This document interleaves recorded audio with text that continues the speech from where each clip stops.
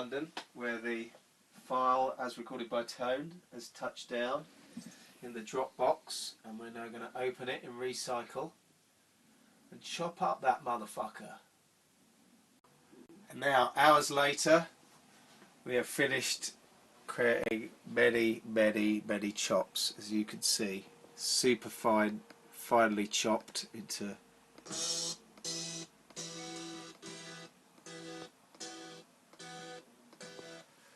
So now we're going to import this into Logic via the EXS24 sampler, which will just take all these chops and make them into a sample program. So we've got then have all of our bits we can move around and create an arrangement with.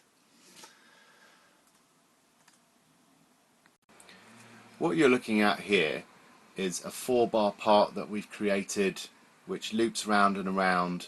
Now we didn't want to just literally have a straight loop off the record, so if you notice there are certain parts that repeat over and over because musically they went in a sequence, and we look through different parts on the record to try and find particular parts that will fit in a certain space to give the illusion that it is like a loop, but it actually isn't. It's made out of all different parts, and you can see, like I've just mentioned, we arrange them so that parts do repeat. So there's like little loops within the loops.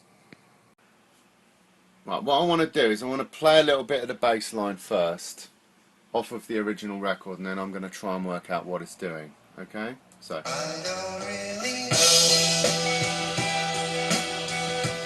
okay, it sounds something like this to me. No. No? Yeah. Okay, so being that we're making hip hop here, drums are of pretty much primary importance. So we like to always try and find a drum that we feel is sympathetic to the music that we're working with, that has some kind of similar tonal value to the original sample. So we tried out this one. Don't want to give away too much of this lovely.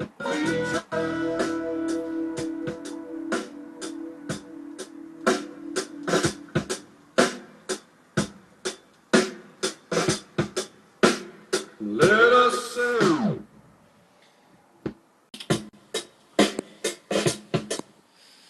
Yeah, basically we like to sample the drums into the SP, even though we don't actually use the sequencer of the SP, because we prefer to use Logic because it gives us much more maneuverability in the sounds. But the sound out of this thing is incredible. So we take the raw file, as you can hear, it sounds incredible, and then we sample it onto the computer. Record it into that.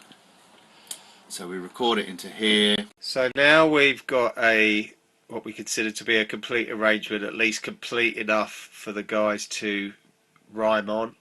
And then once the guys have recorded their rhymes, it'll go to mixing stage, and then it'll be ready to go. Let's give it a whirl.